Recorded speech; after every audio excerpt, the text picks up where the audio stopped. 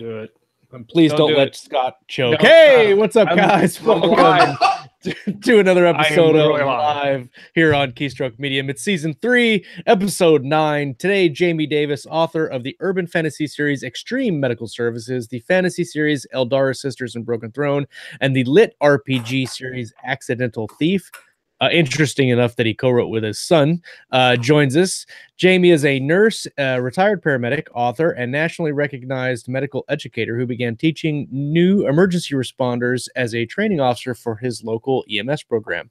He loves everything fantasy and sci-fi, and especially the places where stories intersect with his love of medicine or gaming. He's been writing since 2014, and today he joins us to talk about his writing journey. Jamie, welcome to the show. Hey, it's great to be here. It's nice to be on the other side of the podcasting table and getting interviewed for a change. So thank you. We're going to have to talk about that. Yes. Well, we only do one. Apparently, other people do. I do too. I do too. Oh, that's right. Chuck does well, too. Maybe 1.5 because the other one's really short. So. Slackers. A bunch of slackers. Nobody cares. Jamie, I almost died right before the show. I was going to say, Jamie, since he is a medical expert, if you have any type of medical problem, don't ask us during the show. Jamie will be able to help you. Scott almost died. Fun fact, right before the show. And the advice was to fall on your chair and see if you can do the Heimlich maneuver on yourself. I'm not sure that came from our guest. That might have came from. We thought it would make an excellent showpiece, but it worked flawlessly. It was almost. We should do a video demonstrating the technique. This is a show business, and Scott is willing to sacrifice it all. Yep. It really doesn't matter. Think of the GIF you come up with, right? I mean, it'd be like an awesome show GIF. It would go epic. Like, just completely do it right now, Scott. Get up and fall on your chair. I don't even care. I can't do requests. It has to be spontaneous, or else it just won't be there. Well, Jamie, how did you get into writing, man? Well, I've written a couple of nonfiction things, including a book on medical math for students. Which I told my wife about that this morning. She said she wanted me to get it for her so she could read it. Oh, cool. Well, it's real short and sweet and to the point because I think that textbooks are bloated and full of too much stuff. So I went ahead and wrote the kind of book I'd like to get to learn how to do dosing math. Right. And I did that 1 year. And then the person that got me into writing that, the next year, Fernando Raimo in 2014 dared me to write a novel.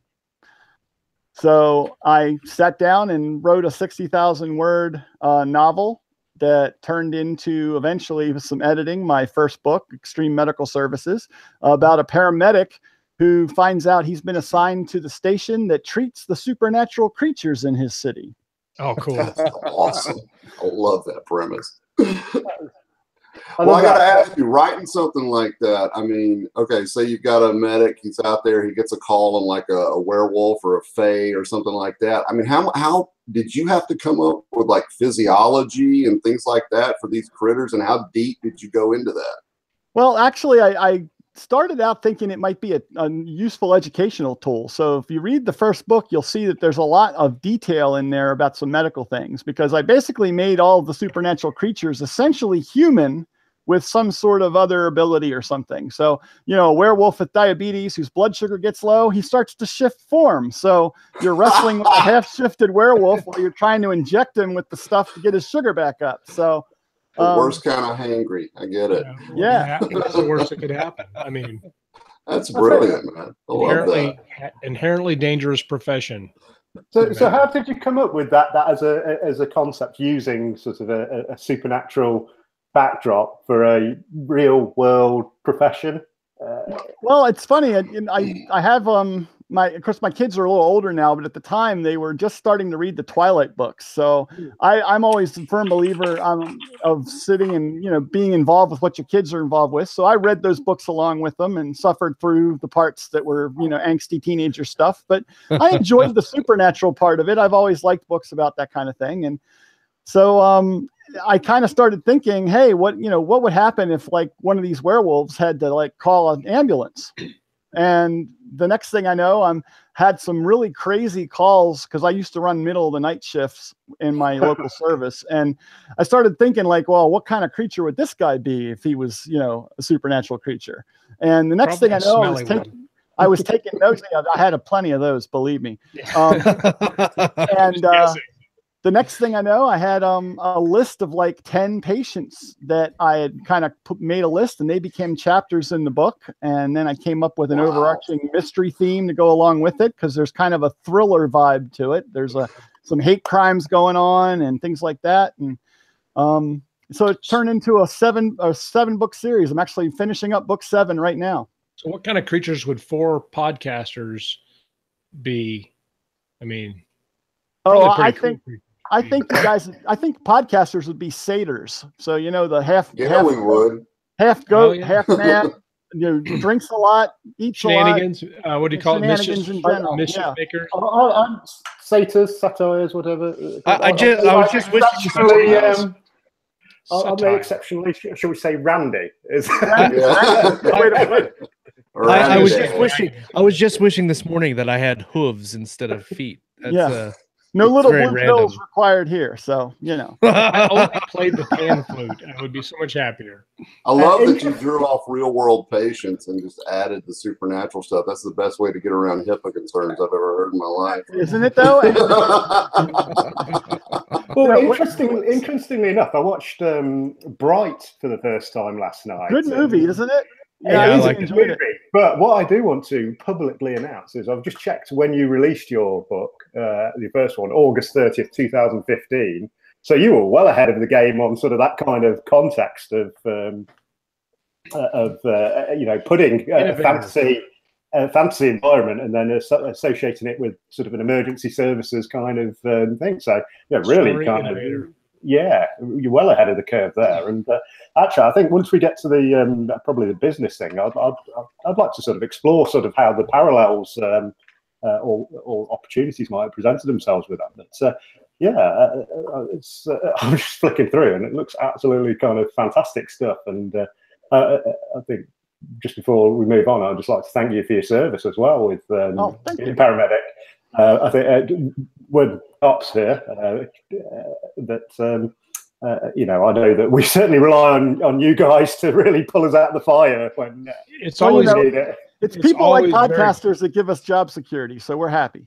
It's always good when the medic shows up. You're usually pretty happy to see him if you need one. So. What the hell do I do with that? So I'm curious as to this was your first series, and obviously you're kind of a fan of the urban fantasy genre, but was that your first inkling to write, or have you always wanted to be a writer? How did that kind of come to fruition there, that first series? Well, I've been writing creative stuff since I was young. I mean, that was like the thing I always looked forward to in school from grade school on, was when the teachers would put those creative writing prompts on the board. You know, they'd list, you know, they'd put 10 different titles on the board and you'd pick one and write a story about it. So my mom saved all those and gave them to me right after I got married in a little scrapbook. So I have like the Great Cheese Disaster of 1979, and you know, so it's I think it's been something I've always had there. And then I was writing nonfiction as a blogger and journalist for, you know, the last 11 years or so, and so I had really developed some of my writing chops a little bit better over the years. And so when the time came, I wasn't afraid to sit down and write. I think that's some of the things that like a lot of authors, you know, would-be authors are afraid to do, is sit down and actually put their words down and then put them out there for people to read. And as a podcaster and as a journalist, and I'd been doing that for a long time. So I was kind of over the stage fright aspect of it. And just kind of went with it. That's a lot harder than people think. And it doesn't always get easier. You know, you'll be cruising along, putting out words, people reading them, and then all of a sudden you'd be like, what if everything I wrote sucks? Well, you're a little bit deep into it now with 15 books, you know. But yeah, so that is a big part of it. We talked about that before on the show. Yeah, opening yourself up to criticism on like the internet scale is just a daunting prospect. I mean, because people get nasty for no damn reason. Oh yeah. And like I said, I've been dealing with that as a podcaster for a long time. Yeah. So, you know, I talk to, you know, I basically talk to a wall for a living. So, so I think we can all say that to a certain degree. Right. So I just kind of was always wondered, was anybody listening? And I basically learned early on to accept the fans that I had and whatever the numbers they were, and not worry about the other stuff. And it's and really, I think that stood me well as an author too. It's so fascinating, fan behavior, because you absolutely love them. Remember, anybody here gets your first fan and you're like, this is a person I don't know. It's not my mom. They're telling me I write something good. And it's just a weird experience. But we have a friend who's a writer, and he has one reviewer that has read like all 15 of his books and always leaves a bad review. And, and I'm like, why do you read 15 books? You hate them so much, but you know who I'm talking about, Josh. And he just does every time. It's like if you get like a 2.5-star review from this guy, you're like, yeah, that's a win. Get me 2. That suggests that probably says more about him than it does about me. Right. Sure. You know, I'd like to meet that guy and just ask him what he's doing. Maybe here's my theory. He has the scale flipped. He thinks he's giving you 5 stars. He thinks 1 means you're number 1. Yeah, you're number 1. I love your stuff. That's it. I figured it out right there. 5 on Intersect Medium. I'm curious. One of the other thoughts I had about when I was looking at your Extreme Medical series is, and Ralph mentioned Bright, and so this guy Dean is a paramedic, and in your books, do you follow him actually doing paramedic things to these supernatural creatures, or is that just kind of his thing and the story kind of goes from there? Like, what's the give us kind of the breakdown? The story usually there'll be several ambulance calls in the midst of every story I write, because I just like the show. I like to show responders in real life, you know, and so even though they're serving supernatural creatures, the situations they face are real, and the types of challenges, like not getting a chance to eat for a 12-hour shift because you're running nonstop, you know, that's a real thing. So I like to portray that realistically. But then, there's an underlying story arc that's going on across the series, as well as in each book that carries on a separate side story, something going on in the supernatural world that he has to help with. And over the course of the series, Dean discovers that maybe he's not quite as human as he thought he was. So. See, that sounds intriguing. We could talk about spoilers. And you say it's a 7-book series. Is the series over? Is it continuing? I'm writing book 7 now, and that's kind of, I hadn't written anything in the series because I moved on to some other things over the last year and a half. And so a lot of my original readers were clamoring, like, when's the next book coming out? When's the next book coming out? And so I appreciate that. So I slotted in some time to write the book 7 and kind of wrap up a lot of the story arcs. I'm not sure I'm done with the series, but this will close out enough of the things that I don't think people will feel like there's stuff hanging out there that they don't understand about what's going on. So can we talk a little bit about urban fantasy and kind of some nuanced kind of discussion there, because it means different things. Like I have some urban fantasy, and it is a lot different than some other stuff that I've read recently. So where does yours fit as far as like maybe on a scale of like how much violence or how adult or whatever parameter you think is definitive? I think urban fantasy spans a lot. It's like just saying fantasy in general covers such a broad spectrum of things. I think urban fantasy to me refers to fantasy in a modern world where magic exists, and in some cases, supernatural creatures of one sort or another exist. And the approach I've always taken with it, as far as my writing in general, is I try to write family-friendly stuff. So I don't include a lot. There's violence because there's action that takes place, but I don't get into a lot of swearing. I don't get into a lot of things. Like there's no gratuitous sex scenes. There might be allusion to adult situations going on, but nothing graphic on the page. Because I like I said, I started doing this because I like seeing what my kids are doing and what they're reading, and I enjoyed sharing stories with them and reading alongside them. And I think that's something that parents should be able to do with stories they enjoy reading. Yep, I like it. No, I completely agree. And I think that kind of leads into my next question. And I want to hit on some of your epic fantasy too, but you mentioned your children and their love of reading, and your Accidental Thief book you've actually co-written with your son, CJ.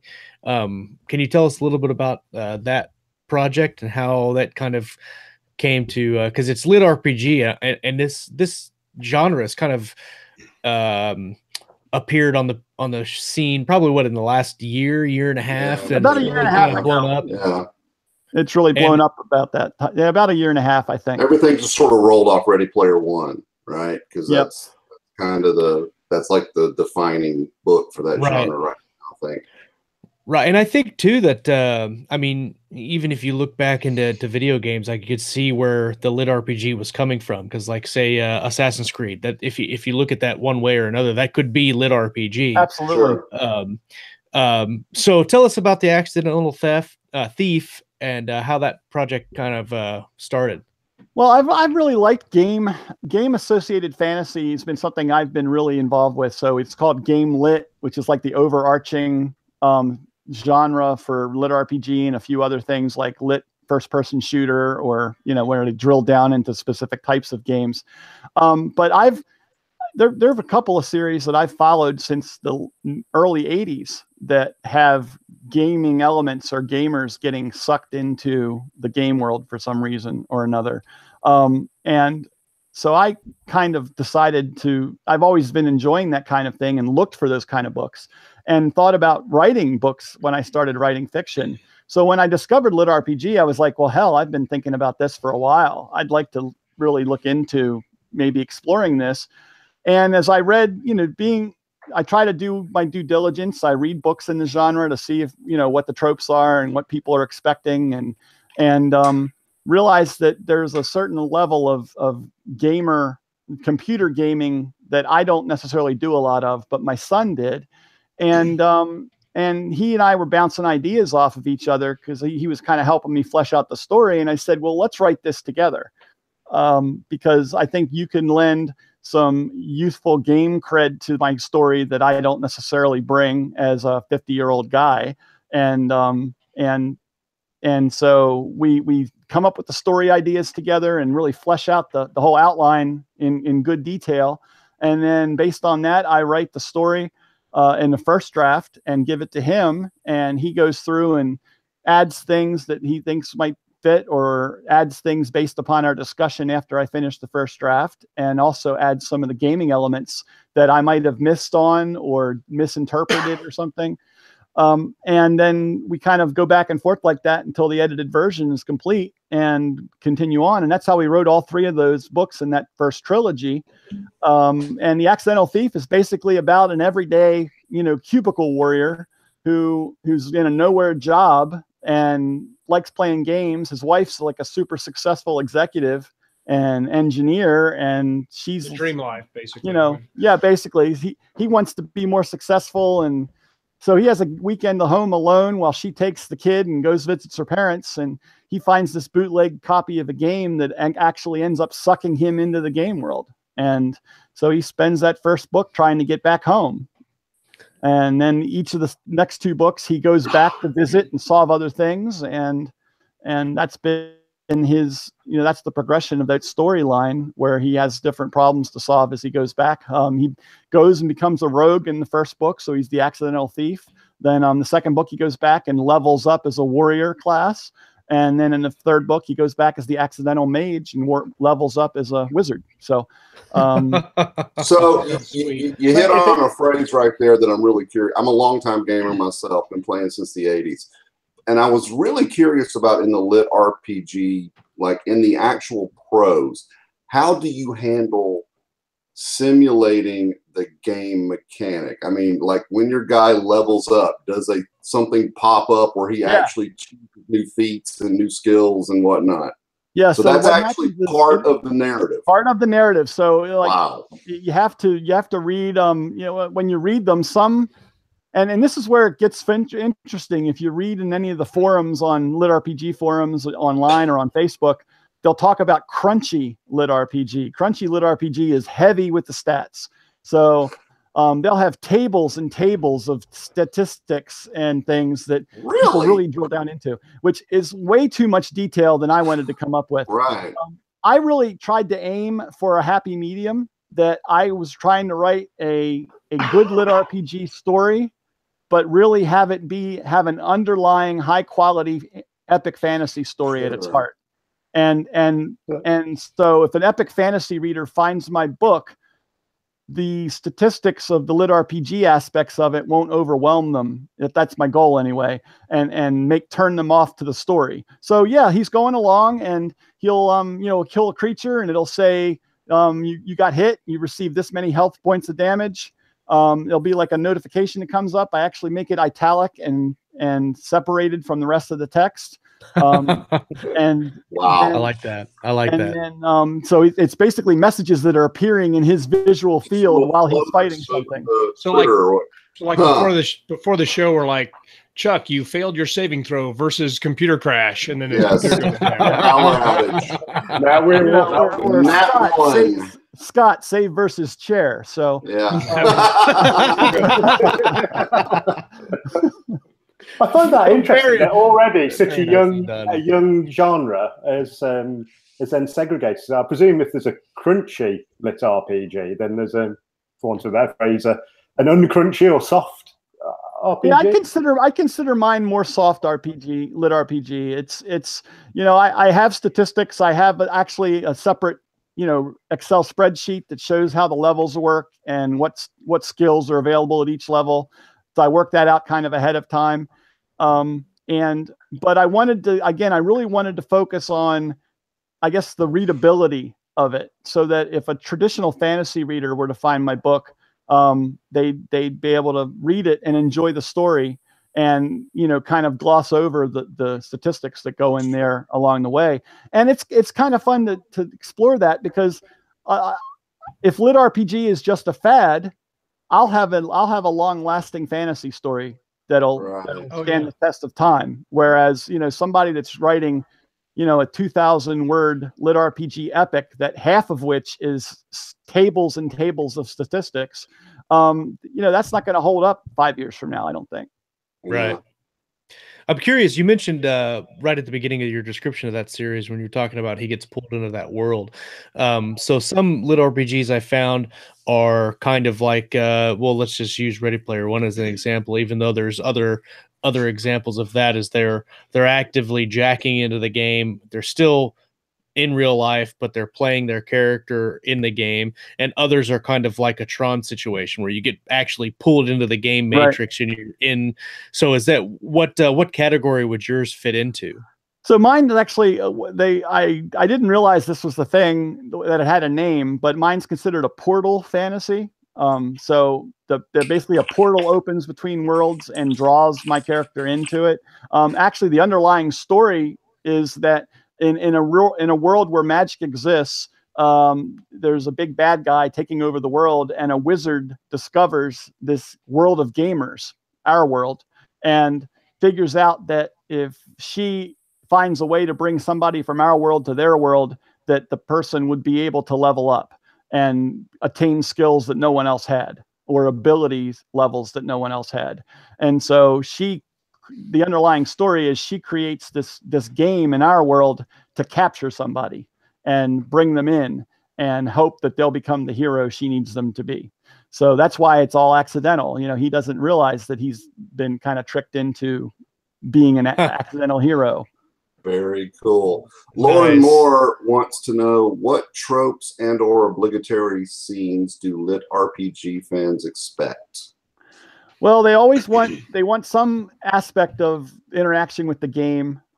So even in mine, if he'd just been portaled to another world, if there was no gaming elements, there would be nothing. So he actually can level up. He can add to his skills. He gets like variable skill points to allot to things. So I have to make sure that he's leveling up and not becoming too overpowerful. So there's different elements like that. Actually, in the second trilogy, which is currently in process right now, I've actually added a crafting element to the storyline. It's in the same world, but the person that's going to be the main character in the next book will actually be learning crafting skills and doing things where the craft and that sort of thing. That's she'll be crafting new items and new abilities and things like that. I really like the concept because it gives you, I suppose, an excuse for, I think in gaming they call it grinding, don't they? Where you can kind of just you kind of take your main character and say, "Sorry, boy, you got to go fight this dragon now," or whatever, something quite powerful, just to sort of get the extra skill points or experience points or whatever you need, and that in itself is a storytelling goal rather than coming up with quite a convoluted reason as to why he's. And that's actually I use like an old Dungeons and Dragons element where as he changes classes, he loses the abilities of the previous class until he reaches the same level as the previous class. So no multi-classing. Right. So he can't really free multi-class until he levels up to a master level in that new class. And so he's very aware of that because he was like really a powerful thief at the end of book 1. And he ends up changing classes to warrior and like is a total noob all over again. That's actually super brilliant. That's very clever. Yeah, I like that. One of the biggest problems with series fiction is that your characters just keep getting more and more powerful until basically they can defeat anybody. So this actually gives you a chance to kind of reset the narrative. It does. And it makes it so that they're not super powerful. And that's one of the challenges, and you see people talk about a lot in the forums, is overpowered characters. People that, characters that are no longer believable because, like you said, they can defeat anything. Right. The Superman syndrome. Yep. Well, BJ Snyder is watching right now, and he says he just listened to the audiobook version, and it was damn good. Oh, BJ's a podcaster friend of mine. So cool. Oh, very awesome. Cool. I want to switch gears just a little bit here and talk about some of the mechanics and business aspects of stuff. But before we do that, I want to take just a minute and mention our show sponsor this week, which, like last week, was Nathan Heisted's book, The Event, which is the first book in his Survivors trilogy. But now my link is not working. Work. There we go. It came out a couple of days ago. It's selling extremely well. And Nathan, so congrats on that. I'll read the blurb for the book as I did last week. So the event, the ships came at dawn. Dean's wife is dead. Her last words, when the ships come, wear the necklace. Then the ships arrived. Cities all around the world reported strange alien vessels descending. Some saw them as heralds of a new age. Others fired everything they had at them. All were taken as the beams lashed down and drew them into the sky. Dean was left behind, seemingly the last man on Earth. The trails of clues left behind by his wife guide Dean on a perilous journey across America and beyond to learn the truth behind the mysterious ships and save humanity from its doom. But everything is not all as it seems. The event is a epic first novel by Nathan Heisted, creator of the best-selling Explorations anthology series. The sequel, New Threat, is available for pre-order now. It will be out on April 2nd. Fun fact, we are going to be starting a KSM Readers book club-ish type deal, thanks to Ralph and Chuck, and the event has been picked as our first book club book read. If you would like to purchase it, you can. If you would like to take part in the book club read and don't have the means to purchase it, Nathan has graciously said that he will supply copies to the people who want to be in the book club with us. We're going to read this book over the next month, so I think April 2nd-ish is when we're going to talk about it on the show or on a special program. So just FYI about that if you want to partake. So I think it'll be a lot of fun. We should get like 6 people on here again, so we can talk over each other, be really loud and boisterous. And I agree. It'd be quite good just to focus on an individual work and sort of pick it apart, talk about how we as readers, how we've taken aspects of the book and so on and so forth. So I think it'll be an interesting show. It'd be cool. I think we should have Nathan on and then just mute him so he can't say it. Just make him sit there and listen. And he's just sweating the entire time talking. Get redder and redder and redder. Stand up on a platform like we're gonna throw things at. By the time we're done, all we see is his head on a table. Like, okay, guys, please stop. And then nobody will ever want to do the book club again. They're like, nope, no thanks, never mind. So I posted a link in the chat. Hopefully it works this time. It didn't work this time either.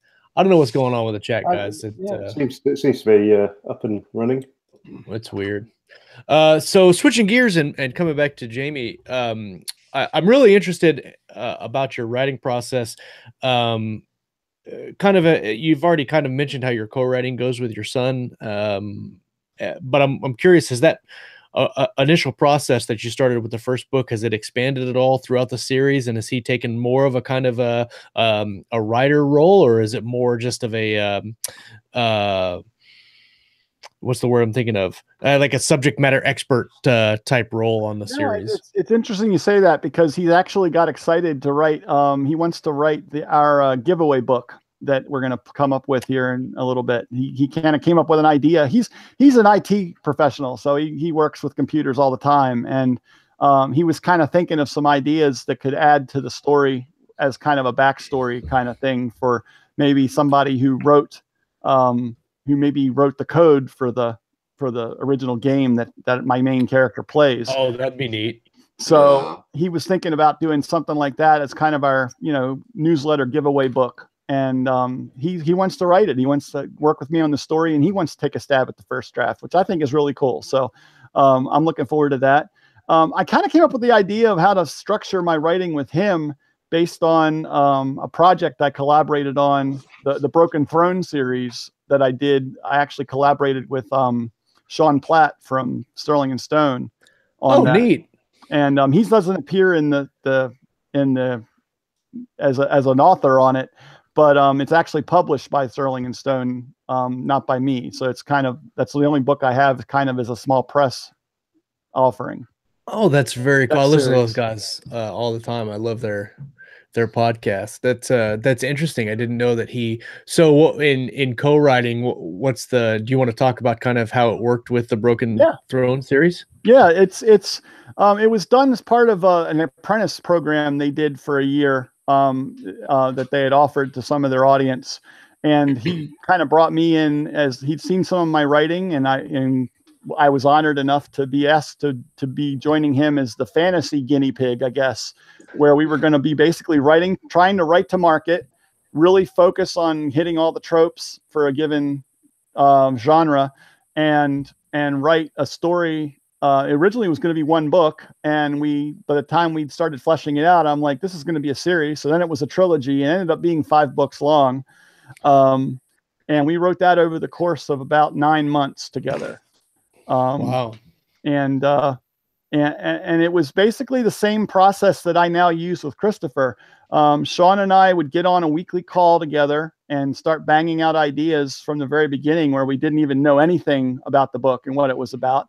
And soon came up with this concept of, what if magic was against the law? So it's basically kind of a crossover between, in modern times, but using concepts from something like Boardwalk Empire and a typical urban fantasy with magic, where basically the main character gets in with gangsters selling bootleg magic.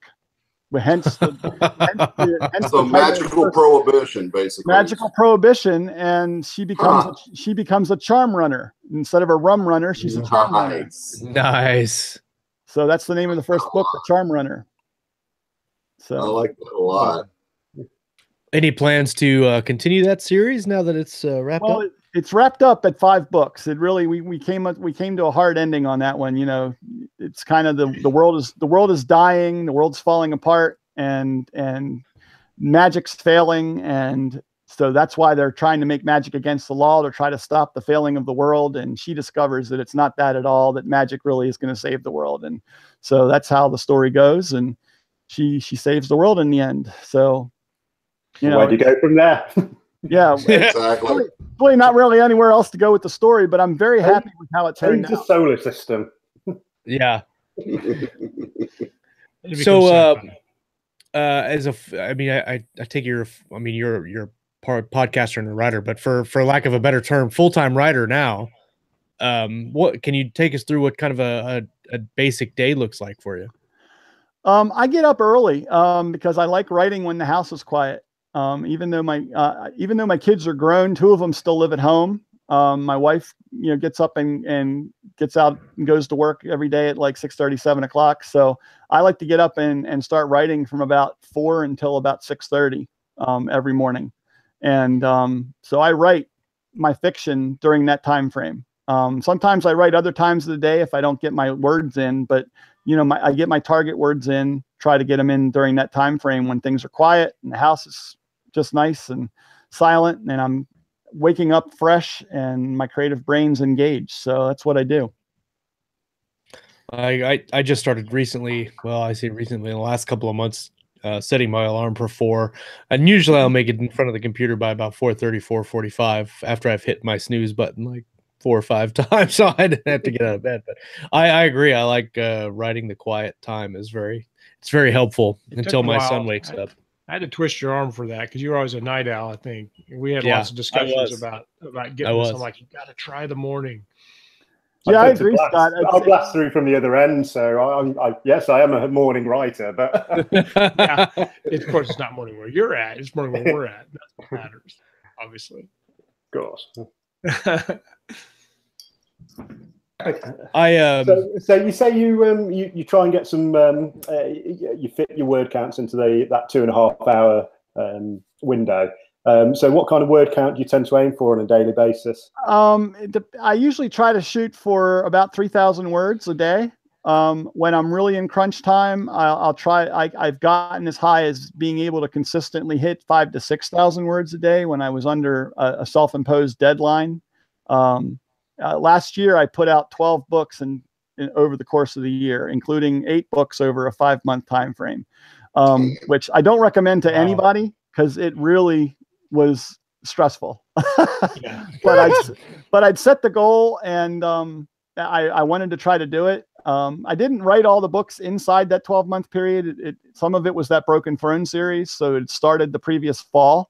But I'd say probably 9 of the 12 books were written during the course of the calendar year. And so there was, some crunch time in there where I did some writing throughout the course of the day and put some other things on hold, as much as I could to get the work done. Was there writing with Sean Platt? I mean, he's kind of known for being a really strict outliner. So does that go along with your guys' process of outlining, and do you carry that through your own books? Or it's interesting, I had always been, the first 2 books I wrote in the Extreme Medical Services series were really pantsed completely. And I had like an idea of the plot. I had a beginning and an ending in my head, but I didn't really know how to get there in between. And so I kind of let my brain take me there. But over the course of working with Sean, I found that I liked having at least some loose beats. I don't think I write beats the way he writes beats. Even now, having worked with his beats as he's written them, he'll write, 3 or 4 paragraphs per chapter at least to kind of flesh out what's expected, especially in the early chapters where it's important to set everything up in each book. Whereas I tend to just go with about a paragraph per chapter.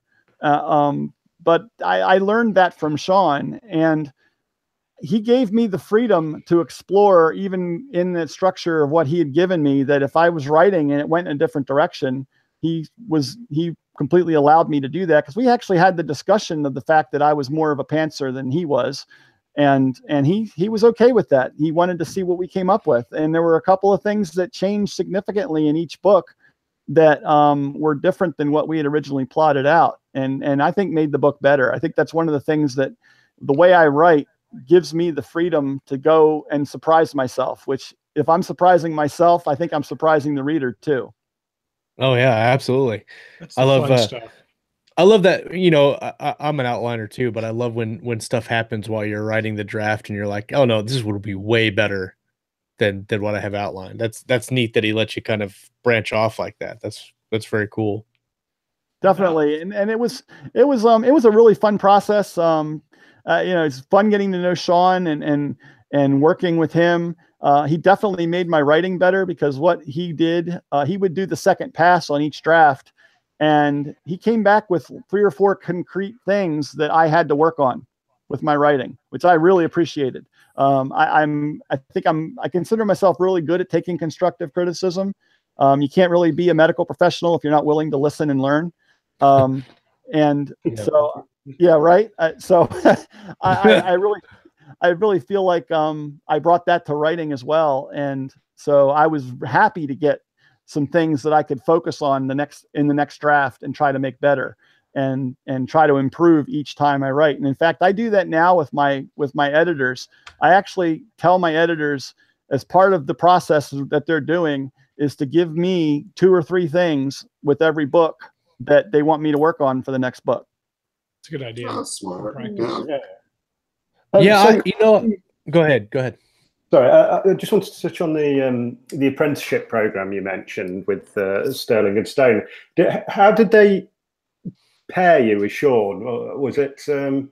Well, they picked, I think, 4 genres. So they were simultaneously writing a romance, a thriller, a horror, and a fantasy story, with 4 different authors.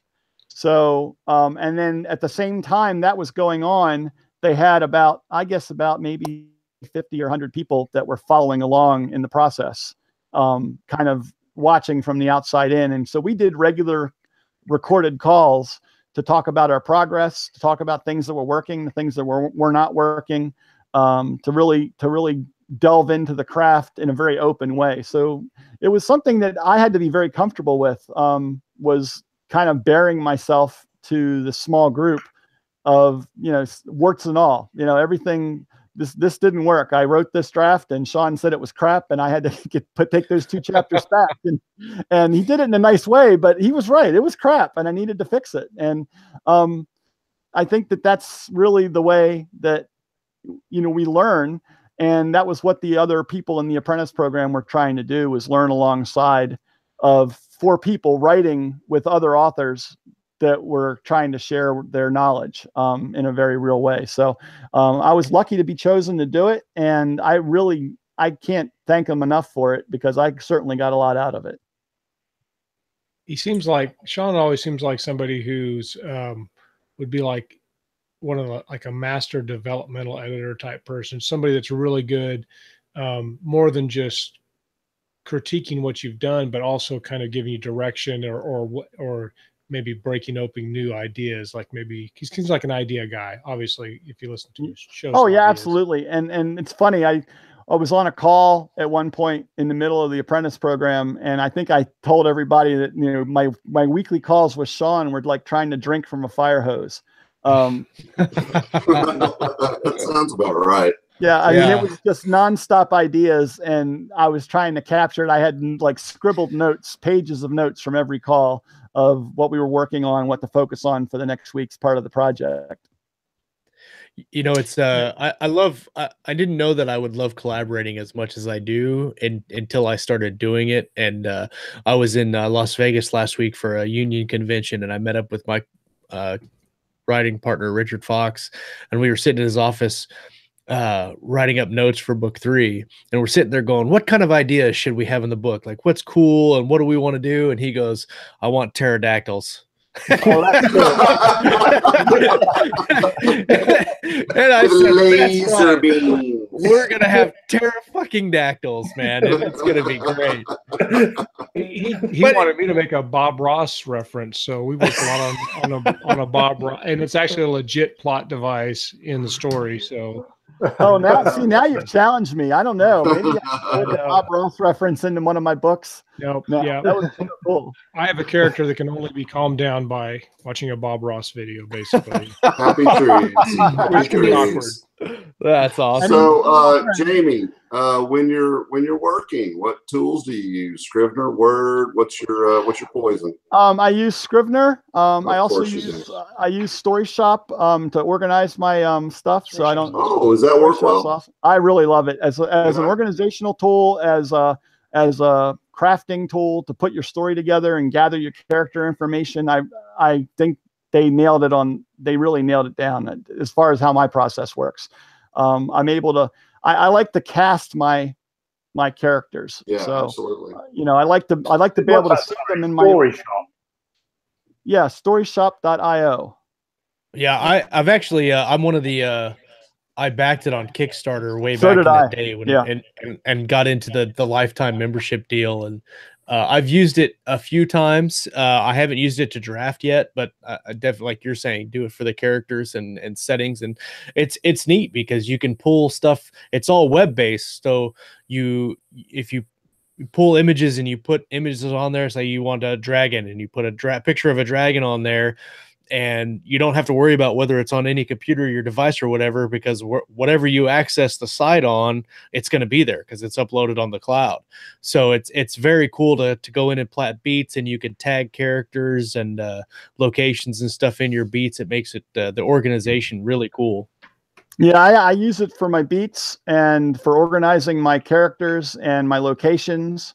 And so I plot out all my stories there, and then I export the plotted beats as a text file and use that in Scrivener as a separate. I split Scrivener into two windows side by side. One side is my beats, the other side is my writing pane, and so I write that way. For those of you who are interested, I'm going to post a link of the thing in the chat. Let's see if it works. So I'm just looking now, and just for people's notes as well, is they do a trial version. It's from 7-day all access pass. So it's called Story Shop Lite. So and also I certainly know I'll be giving that a go. The cool thing about it is if you're doing collaborations, that you can, if both collaborating partners are subscribers, you can like I can create a Story Shop project and then invite somebody else to come and work in it, and then you can both work in the program, I mean, at the same time or at different times, but you don't have to worry about, cross-contaminating files where you have files open that don't save on each other or get corrupted or whatever, because it's all cloud-based. So you can go in and your partner can be doing characters, or you can be doing setting, and it all happens all at the same time. It's pretty neat. With the rise of collaborative writing, it's probably something people might want to check out. So I also have some other questions, and I can't remember, Jamie, as far as other super secret power tools, do you do dictation? I have tried dictation, and I will probably try it again. I'm a Mac user, and Dragon historically doesn't work well on the Mac. It doesn't play well. And I just don't feel like messing with having Boot Camp or Parallels running Windows on my machine at the same time. So I haven't gone that route. I have had some mild success just using the built-in dictation within the Mac setting. But I think it would work well. I've actually used it pretty well for writing nonfiction, like my blog posts and stuff. But it doesn't translate well to a fantasy world where you have strange place names, people names, things like that. And so I tried using it for one of the middle of the Accidental Traveler series, the Accidental Warrior, and I had a heck of a time going back and fixing all the things that were wrong in there. Because it just required a lot. To me, it required a lot more editing. I wasn't saving enough time to justify the amount of time I had to go back and fix things. So it's not quite there for me yet as a super secret thing that I'd like to do. But I'm hopeful that it's going to get better over time, because I'd really like to be able to, I can think out loud pretty well and put my words down that way. It worked for me, at least from what my brain was doing. It was working for me when I was dictating. It just wasn't translating well to the page. Okay, so here's another question, and I know I'm kind of hogging it here, but this is important. It's actually not for me, it's for Josh or anybody who has, and I have it too. I have some writer's elbow and things. So as a medical professional and stuff, do you have any tips on how to kind of take care of yourself when you're writing physically? We don't talk about that a lot, but I know that we sit at this desk, everybody gets all these issues. And do you have any hacks for us on that?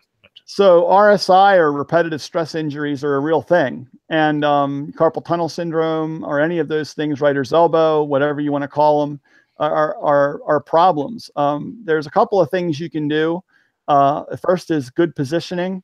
So having your keyboard and your monitor all in a good position, so you're not tilting your head down, you're looking straight ahead, your keyboard's down at a level so your arms aren't up here.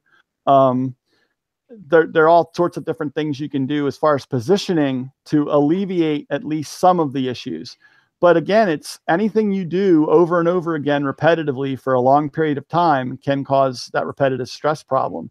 So the things that most people recommend, and I think that I would, I'm not a physician, of course, but I would say that taking frequent breaks seems to help.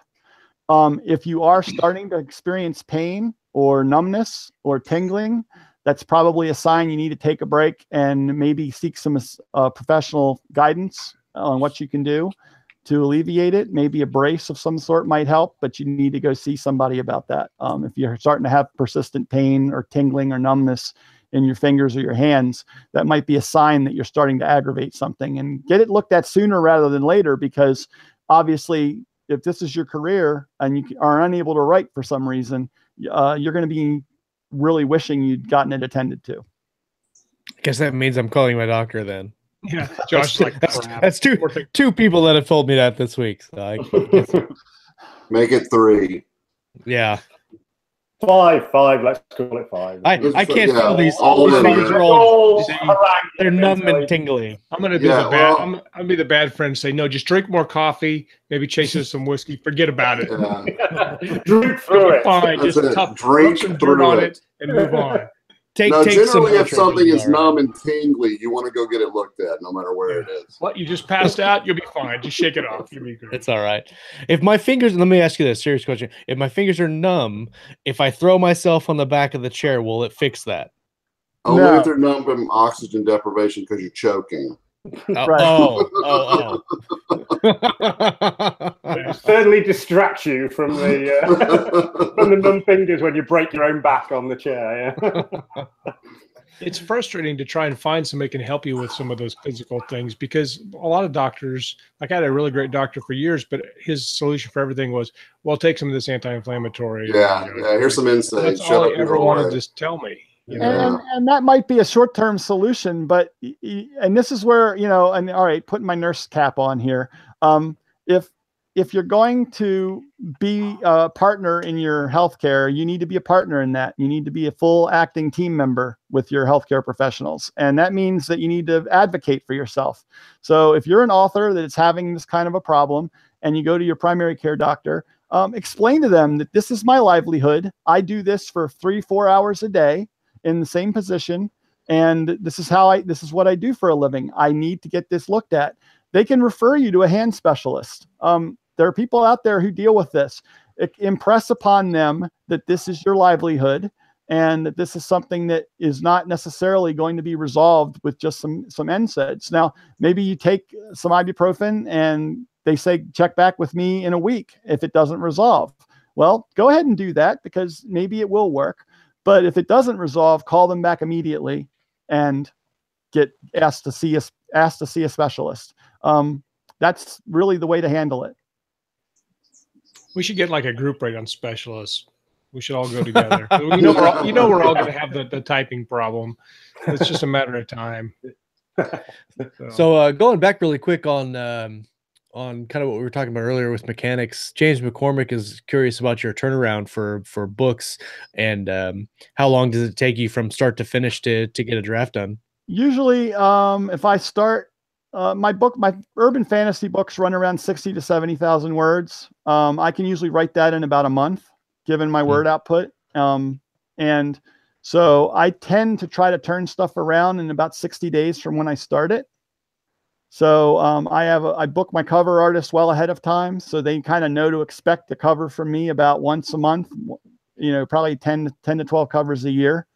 One of the things I like to do is I actually order covers ahead of time and get them done. I don't know what it is, but for me, seeing the cover of my book inspires me to write all that much more.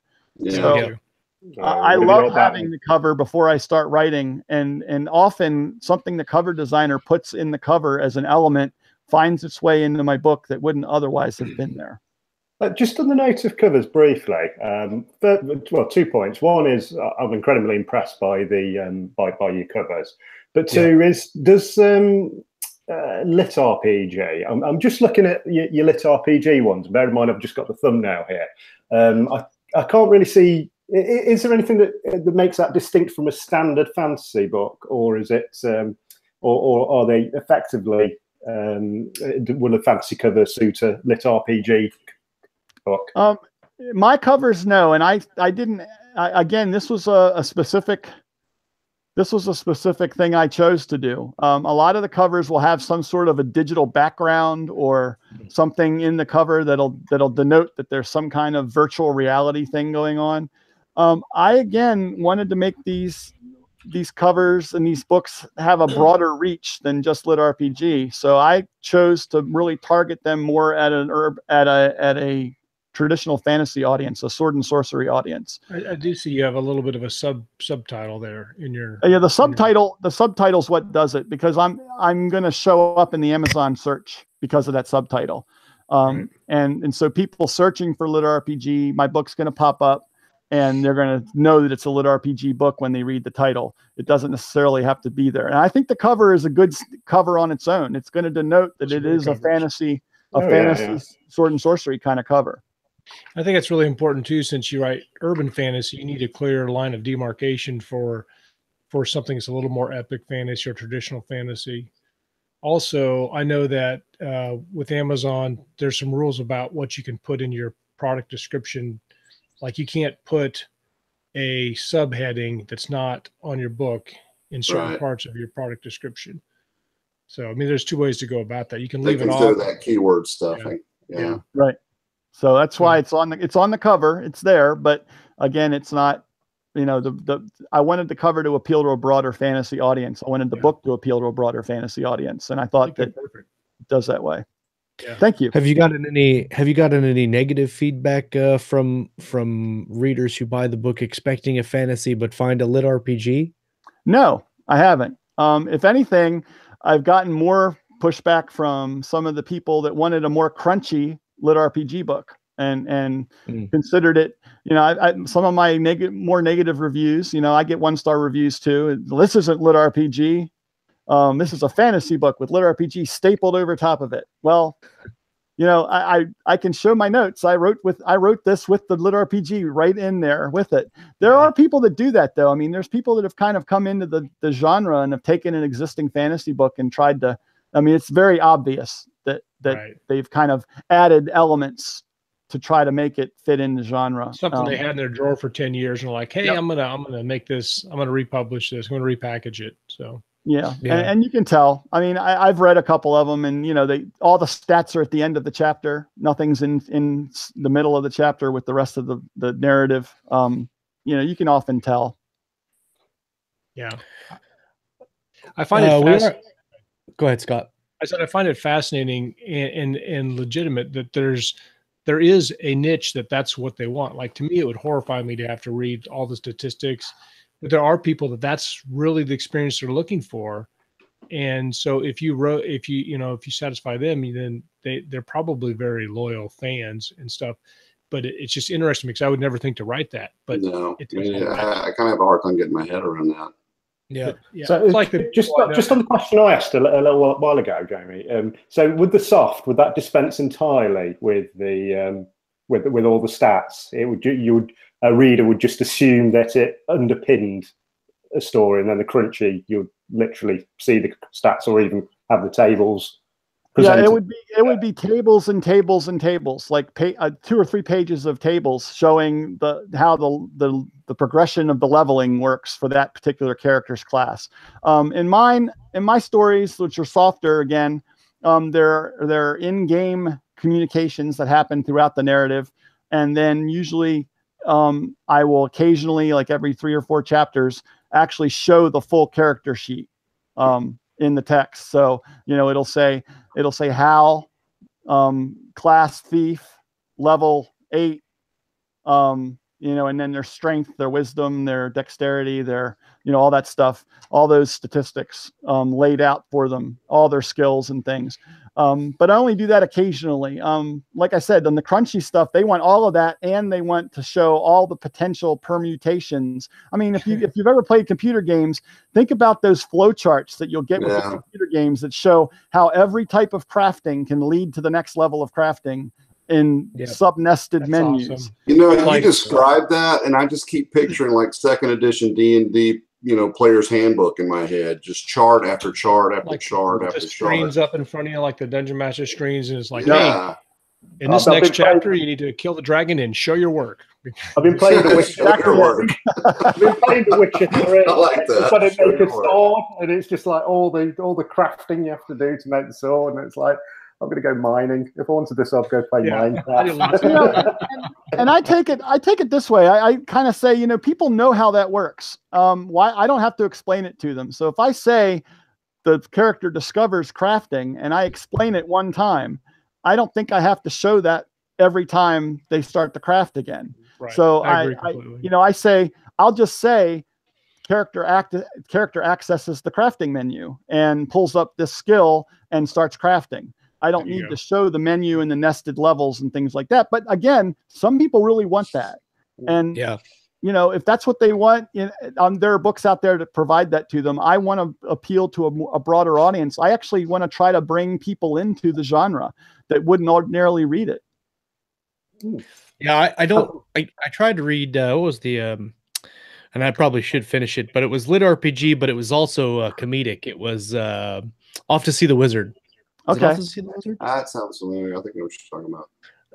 I read that right after I read Ready Player One, and I don't think the transition really made it for me. I just probably need to go back and change it. But I want to check out your series because I'm interested in the aspect of the actual evil person or wizard or whatever involved in the game. That seems kind of cool to me. Yeah, I like the portal aspect. I like, you know, that's the whole point of reading is to be able to go off, have an adventure, come back, and.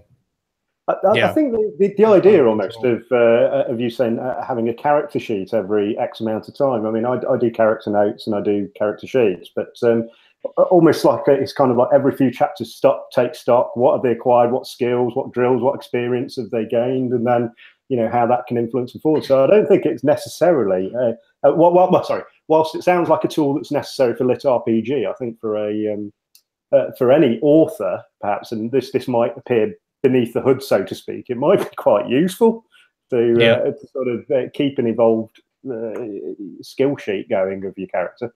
Well, I'll tell you, one of the tricks I use as a gamer a lot of times is before I start a project, I'll actually use one of the game systems. I use Savage Worlds, and I'll build character sheets for all my main characters that sort of lies out what they're good at, how strong they are, crap like that. I mean, there's a lot of crossover between the two. Yeah, I do that. That's one of the things I do in the Story Shop app is lay out my characters and kind of dig into details like that there. And, you know, that's one of the things I work out there in depth before I start writing. It's part of my process. Yeah, it's a good guideline to go back to, I think. So what do you have next coming up on your plate? What do you have? What are you working on now? And what are you publishing? I'm finishing up book 7, the Paramedic's Doom. Which will kind of close out a lot, like I said, my original urban fantasy series. I have the second trilogy in the Accidental series, which will be Accidental Champion, the series name. And the first book of that should come out, I think, very beginning of April, if things go as planned. And it basically takes the main character's daughter 16 years later when she stumbles upon her father's old restored computer and gets sucked into the game. Cool. Basically she there were a lot of people and I have 2 daughters and I like writing strong female characters. You'll find that a theme in my urban fantasy, and there have been a lot of people asking for strong female characters in lit RPG in the gaming world. And I decided, you know, challenge accepted. So I found a way to work it into the existing world I have. And it's been a lot of fun writing an 18-year-old woman in a gaming world that's kind of used to be sword and sorcery. The game's been updated, though. So it's kind of a swashbuckling Three Musketeers-y kind of thing. So nice. My 18-year-old daughter is just badass. So it's good. Yeah. That's very neat. We're going to wrap up here. Yes, absolutely. And I want to check the calendar. Next Monday on the 12th, we have Dave Chesson, who's the Kindle. Is it Kindle Entrepreneur or Kindlepreneur? Kindlepreneur. Kindlepreneur. Great He'll guy. come on the show next week. KDP Rocket. Yeah, KDP Rocket guy. Yeah, and then on the 19th, I'm gonna completely murder this guy's name. It's Yudhanjaya, and I am not even going to try his last name. He's in Sri Lanka. Sri Lanka, yeah. So yeah, and he just got I think he got the biggest traditional publishing deal ever for a Sri Lankan from his, I want to say, tour, but I could be completely wrong about that. But he's going to be on the show on the 19th, and that's going to be a really neat show. You don't want to miss that. And then Justin Sloan's going to be on the 26th, so definitely show up for that. So we're doing this month, we're doing Covers for a Cure 2. I posted the cover images from Christian Calais on the website this morning. All 4. He's doing 4 instead of 3. Yes. Wow. There's going to be 3 wraparound covers and 1 kind of a bonus ebook cover. And also his editor that works on the Universe in Flame series is going to put together an editing package, not unlike what Ellen Campbell did last year for the bidders. Information on doing proxy votes if you can't make the live show, and information to get your bid in will be up sometime this week. Stay tuned for that. It's going to be a great show, I think. We're going to donate the proceeds to the American Diabetes Association, and that will be a good time. And also, just if you're coming in late, we're doing the book club for Nathan's book, The Event. I'll get a group up for that this week as well. Jamie, thank you so much for coming on the show, man. It's been a blast. Today. Oh, I had a great time. Thank you very much for having me. And I hope people enjoy my books. And I hope the authors out there got something useful from my rambling. Absolutely, man. I did. Absolutely. Totally. That's every week we ramble, and hopefully somebody learns something. So. We always get a nugget, don't we? We always get a nugget. It's kind of shotgun education. You get about 15 seconds of actual usable, really good information. We should compile these all up, shouldn't we? And yeah, well, we have over the whole 3 seasons, we have like half an hour of really good information. And of course, I didn't really break this to Jamie, but what we're going to do right after the show at our post show is we're going to invite you to our 1-star review discussion. We'll explain more. It's a lot of fun we have. That's right. Josh has probably the funniest 1-star review I've ever heard in my life. I have a couple that are pretty amusing, and we put some of those on our Patreon page for subscribers, which I haven't updated, and I'm sorry the audio feed is not updated. I'm working on it this week, so it's optional, but a lot of fun. So, guys, we'll see you next week. Make sure you come back. We're going to talk about some reading. We're going to talk about some writing, and of course, everything in between right here on Keystroke Medium. You guys have a great day. Later, everybody. bye. Bye. You guys are ridiculous.